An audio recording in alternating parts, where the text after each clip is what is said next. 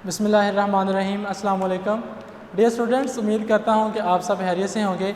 आज हम अपना चैप्टर नंबर 25 का सेकंड लास्ट लेक्चर स्टार्ट करने जा रहे हैं। बेटे आज हम पढ़ेंगे ग्रेजिंग। ग्रेजिंग क्या है? Grazing basically feeding of primary consumers हैं ऑन ग्रासेस। आपने अक्सर लिविंग ऑर्गेनिज्म को देखा है, जैसे गाय, भैंस, भेड़, बकरी है, वो ज़मीन से ग्रास को अपने मुंह के साथ तोड़ तोड़ के खा रहे होते हैं, दरख्तों के पत्ते खा रहे होते हैं। या मोस्टली लिविंग ऑर्गेनिज्म क्या होता है कि ज़मीन के ऊपर चर रहे होते हैं। पंजाबी में अगर हम उर्दू में बात करें तो चर रहे होते हैं जानदार, तो उसको क्या कहते हैं? ग्रेजिंग कहते हैं। अब ग्रेजिंग जो है ये होती कहाँ पर है? ऐसी ज़मीन जिसके ऊपर कोई जानदार जाके ग्रेजिंग करता है, कोई प्राइमरी कंज्यूमर जाके ग्रेजिंग कर रहा है, उसको क्या कहते हैं? पास्चर लैंड कहते हैं। अब बेटे देखें ज़रा, मेरी बात गौर से समझिएगा। प्लांट्स जो हैं वो प्रोड्यूसर्स हैं, और चूँकि ग्रासेस भी प्लांट्स ही हैं। अब ग्रासेस को खाने वाले यानी कि प्लांट्स को खाने वाले जो लिविंग ऑर्गेनिजम्स हैं उनको हम प्राइमरी कंज्यूमर्स कहेंगे। तो ग्रेजिंग बेसिकली किसका जो है वो करैक्टर है? वो प्राइमरी कंज्यूमर्स का करैक्टर है। और वो वाली ज़मीन का वो हिस्सा, इकोसिस्टम का वो पार्ट जहाँ पर ये ग्रासेस मौजूद हैं, जहाँ पर लिविंग ऑर्गेनिज्म इनको जाके ग्रेज कर रहे हैं, बेटा उसको क्या कहते हैं? पास्चर लैंड कहते हैं। अब एक और लैंड है हमारे पास, उसको कहते हैं बैरन लैंड। बैरन लैंड का जो दूसरा बेटे नाम होता है वो होता है डेजर्ट्स। क्या होता है? डेजर्ट्स। अब डेजर्ट्स उस जगह को कहते हैं जहाँ पर कोई प्लांट्स नहीं होते, या उस ज़मीन के अंदर वो कैपेसिटी नहीं होती कि वो किसी प्रोड्यूसर्स की लाइफ को सपोर्ट कर सके। अब बैरन लैंड क्या है? At which no grasses are present, या वो ज़मीन जिसके अंदर ये कैपेसिटी नहीं है कि वहाँ पे ग्रासेस उग सकें, उसको क्या कहते हैं? बैरन लैंड कहते हैं। अब क्वेश्चन अपनी अपनी बुक के ऊपर प्यारे बच्चों नोट कर लें बड़े ही ध्यान के साथ। जल्दी से बुक ओपन करें और उसके ऊपर क्वेश्चन नोट करें। How a pasture land convert into grazing land, how a pasture land convert into barren land, या आप ऐसे भी कह सकते हैं कि how a pasture land convert into a desert. तो ये जल्दी से क्वेश्चन नोट कर लें। इसका आंसर है बेटे ओवर ग्रेजिंग। ठीक है, ओवर ग्रेजिंग की वजह से जो है वो एक बैरन लैंड फॉर्म में आती है पास्चर लैंड से। अब इसका मैकेनिज्म क्या है? आपकी इसी बुक में ग्रेजिंग वाले पैराग्राफ के अंदर लिखा हुआ है बेटे। एक होती है मॉडरेट ग्रेजिंग, दूसरी होती है ओवर ग्रेजिंग। मॉडरेट ग्रेजिंग क्या है कि जिस जगह पर एक दिन या 2 दिन जानवर चराए हैं, दूसरी दफ़ा उधर ना चराया जाए बल्कि किसी और जगह पर चराया जाए, ताकि वो घास जो उन्होंने खाया है वो दोबारा से उग जाए। लेकिन क्या होता है कि जब हम एक ही जगह के ऊपर बार बार जानदारों को चराते रहते हैं, ग्रेजिंग करवाते रहते हैं, तो वो क्या होते हैं कि ज़मीन के अंदर से पौधे की जड़ तक जो है वो प्लांट को निकाल लेते हैं। और उनके जो खुर होते हैं, जिनको हूव्स कहते हैं, वो जब बार बार उस ज़मीन के ऊपर पड़ते रहते हैं तो ज़मीन की जो स्पेसिस होती हैं वो प्रेस हो जाती हैं, ज़मीन सख्त हो जाती है, और उसके अंदर प्लांट्स के उगने की जो कैपेसिटी होती है वो ख़त्म हो जाती है, जिस वजह से वो बेटे किस में कन्वर्ट हो जाती है? डेजर्ट्स में कन्वर्ट हो जाती है। तो इसको ज़रा आपने गौर से समझ लेना है। उसके बाद नेक्स्ट जो हमारा टॉपिक है बेटे वो है बायो जियो केमिकल साइकिल्स। अब ज़रा गौर कीजिएगा, बायो का मतलब क्या है? लाइफ। जियो का मतलब क्या है? अर्थ। और केमिकल्स का क्या मतलब है? वो केमिकल्स जिसमें मौजूद है।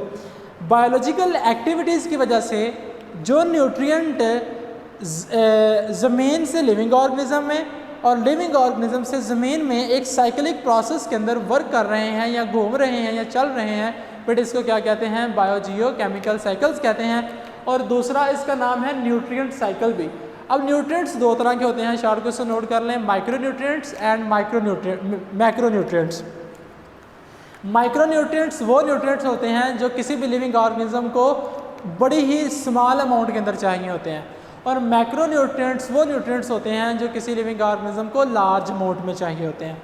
उसके बाद प्यारे बच्चों, इसकी एग्जांपल अगर देखी जाए तो वाटर साइकिल है, नाइट्रोजन साइकिल है, फास्फोरस साइकिल है, सल्फर साइकिल है।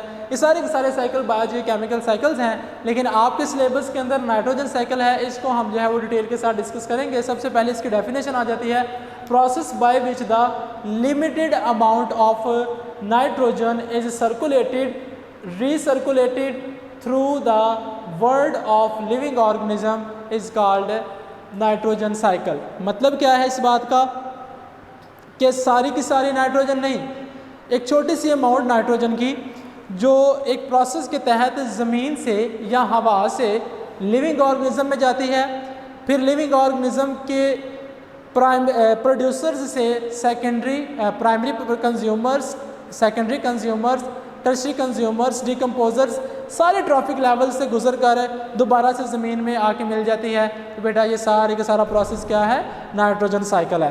नाइट्रोजन साइकिल को हम 4 बेसिक जो है वो पार्ट्स में डिवाइड करते हैं कि किस तरह से ये सारा प्रोसेस होता है। बेटे सबसे पहला है अमोनिफिकेशन। अब अमोनिफिकेशन बेटे यहाँ से स्टार्ट होती है, ये आपका पॉइंट नंबर 1 होगा, यहाँ से आपने शुरू करना है। अमोनिफिकेशन में क्या होता है कि आपके पास जो नाइट्रोजन गैस है, मॉलिक्यूलर नाइट्रोजन है, या फिर आपके पास NH3 की फॉर्म में है अमोनिया की फॉर्म में जो नाइट्रोजन है। अब ये अमोनिया कहाँ से आया है ज़मीन के अंदर? प्यारे बच्चों आपको पता है कि जब कोई लिविंग ऑर्गेनिज्म मर जाता है तो लिविंग ऑर्गेनिज्म के मर जाने से जो है वो ज़मीन के अंदर उसके बॉडी में मौजूद प्रोटीन्स जो हैं वो टूटती हैं अमाइनो एसिड्स के अंदर, और उन अमाइनो एसिड्स के टूटने से जो है वो अमोनिया बनता है। या जो जानदारों के फीसिस होते हैं, जैसे यूरिनेशन होती है, यूरिन के अंदर भी अमोनिया होता है और वो अमोनिया ज़मीन में चला जाता है, तो उसको कुछ बैक्टीरिया होते हैं जैसे कि राइजोफोर बैक्टीरिया होते हैं, नाइट्रोजन फिक्सिंग बैक्टीरिया होते हैं। ये फिक्सिंग बैक्टीरिया क्या करते हैं प्यारे बच्चों, इस मॉलिक्यूलर नाइट्रोजन को या फिर इस अमोनिया को क्या करते हैं, फिक्स करते हैं, अमोनिफिकेशन के अंदर अमोनियम आयन बना देते हैं। ठीक हो गया जी। तो ये जो अमोनियम आयन्स हैं ये डायरेक्टली अब्जॉर्ब हो जाते हैं प्लांट्स के ज़रिए, और प्लांट्स इनको किस में कन्वर्ट कर देते हैं, फूड में कन्वर्ट कर देते हैं सोलर एनर्जी को यूज़ करके। दूसरा क्या होता है कि यहाँ फिर क्या होता है कि ये अमोनियम आयन्स और अमोनिया जो है वो नाइट्रीफाइंग के अमल से गुजरते हैं, नाइट्रिफिकेशन के अमल से गुजरते हैं। ये वाला nitrification of the ammonium ions और अमोनिया।